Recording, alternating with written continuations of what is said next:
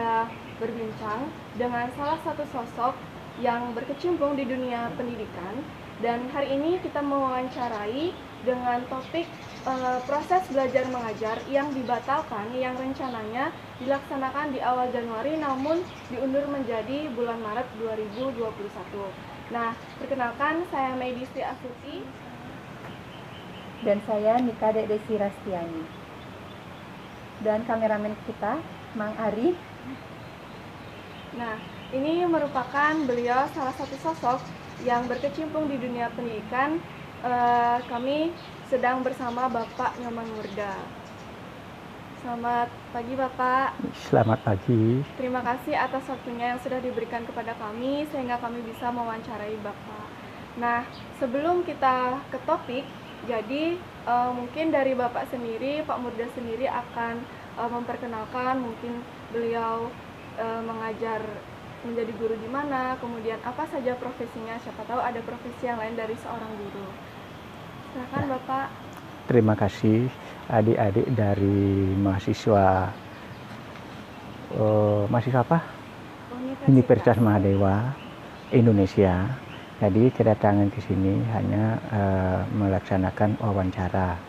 Nah, terkait dengan diundurnya PTN yang direncanakan bulan Januari menjadi bulan Maret. Nah, sebelumnya apa yang disampaikan tadi, Bapak memperkenalkan diri terlebih dahulu. Ya, tadi nama sudah disebutkan, Pak Nyoman Murda. Bapak sendiri adalah alumni dari Universitas Gadjah Mada, S2 Gadjah Mada. Nah, kemudian mengajar di SMA 1 Kuta Utara sudah 29 tahun sampai saat ini.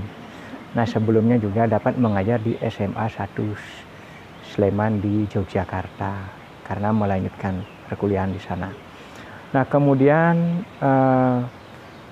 terkait dengan ya Bapak selaku guru SMA 1 Kuta Utara yang sampai saat ini Bapak belum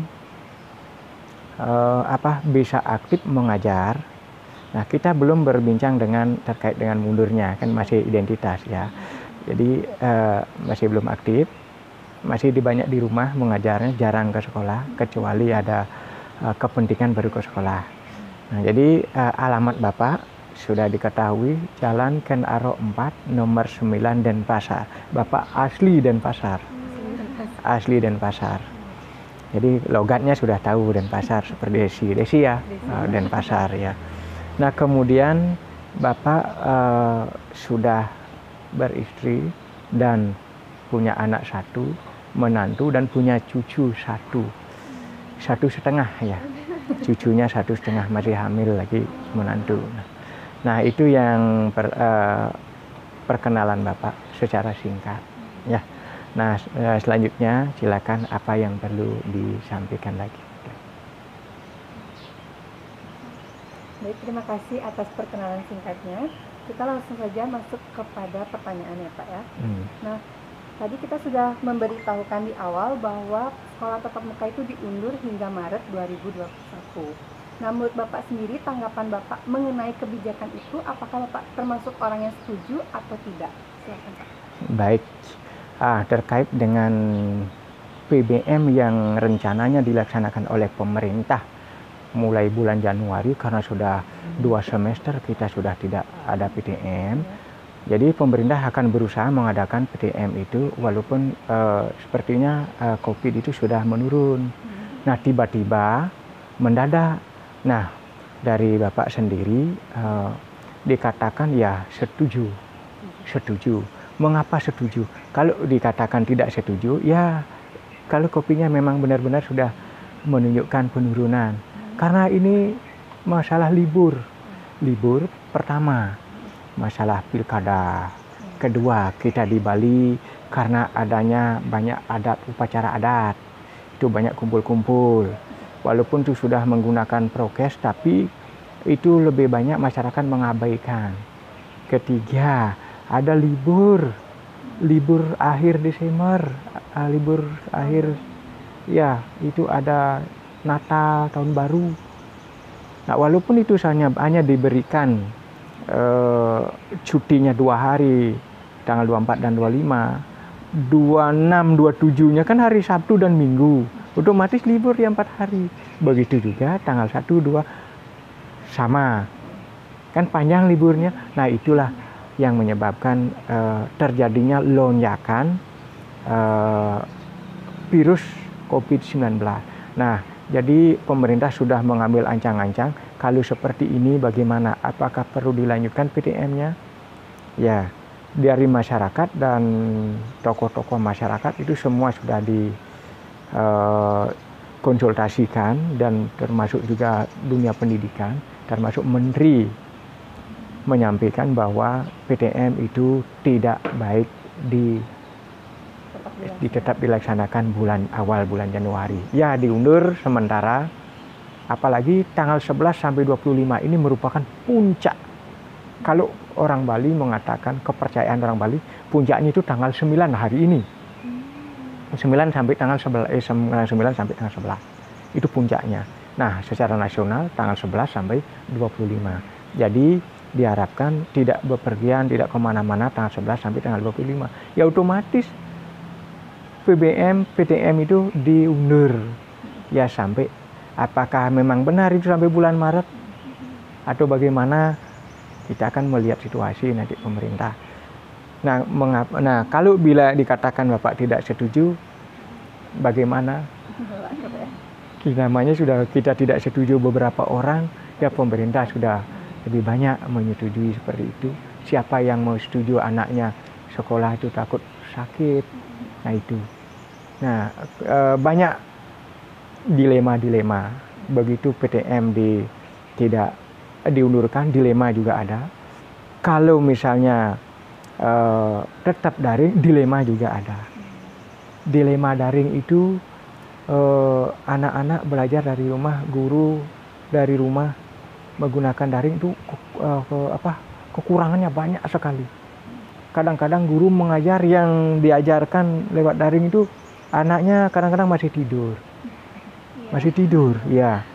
Kadang-kadang begitu tatap muka, sebentar pak mau ganti pakaian, waktu habis karena waktu mepet. Nah, itu waktu habis. Nah, kemudian kadang-kadang juga bukan anaknya yang mengikuti, ternyata orang tuanya. Kalau tidak ibunya, bapaknya. Mengapa bisa diketahui? Karena begitu daring menggunakan Google Classroom, secara tiba-tiba mencoba menggunakan Zoom. Ya, di sana ada ketahuan. Ya, ketahuan. Google Meet itu kan langsung seketika orang tuanya kaget. Nah, itu kan jauh sekali, lemah sekali. Kalau memang daring kan memang bagus, tapi anak-anak lebih bodoh jadinya. Kalau guru lebih pintar jadinya. Biasanya tidak pernah menggunakan aplikasi, sekarang malah bisa. Malah aplikasi bisa, sudah tua-tua sudah bisa aplikasi. Sebelumnya kan malas, lebih enak tatap muka. Nah, sebagian besar juga guru-guru ingin tatap muka. Nah, Pak sendiri ingin tatap muka cepat. Mengapa? Kelas 12 menjelang tamat belum pernah belajar. Ada praktek, tidak tahu ingin kuliah ke kedokteran bagaimana. Ingin kuliah jadi ini, jadi itu, tidak ada praktek-praktek. Nah, itu kekurangan, kelemahannya banyak sekali. Keuntungannya bisa jadinya aplikasi. Pak sendiri sudah menjelang pensiun, bisa sekarang aplikasi apapun bisa dibuat. Nah, karena situasi seperti ini, ada untungnya, ada ruginya. Nah, sama-sama. Ya, hanya sampai di sana dulu ya. Jadi menurut Bapak, apakah kebijakan ini efektif atau tidak untuk dijalankan demi mengurangi kasus COVID-19? Ya, baiklah. Kebijakan dari pemerintah ini memang efektif sekali. Efektif ya. Mengapa? Ya, tadi sudah dikatakan bahwa virus yang dikatakan virus itu sudah 1 tahun lamanya berlangsung, tidak surut-surut juga. Nah, demi keselamatan masyarakat, anak-anak didik, nah itu kebijakan dari pemerintah itu sangat tepat sekali. Nah, ya diundur Nah, kapan itu sudah mereda dan bahkan sudah menghilang, ya baru kita kembali ke yang normal.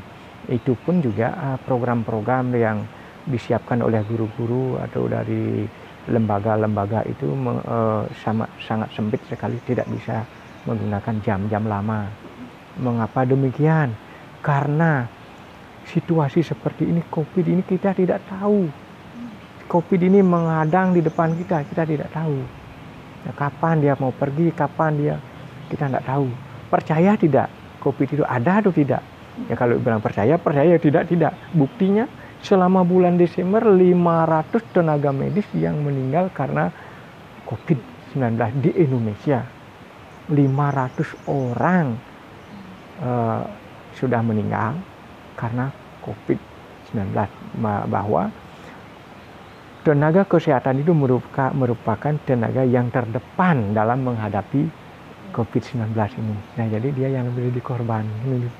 Nah, jadi pemerintah mengambil tindakan dari pedomannya dari tenaga kesehatan itu. Itu, ya. Kalau dia ada tenaga kesehatan, siapa yang akan jadi garda terdepan nantinya? Kan itu. Karena itulah awalnya pemerintah mengambil kebijakan seperti ini. Jadi kesimpulannya pada awal bulan Januari tidak jadi PTM. Ya, sebaiknya diundur sampai bulan Maret atau COVID itu sudah reda.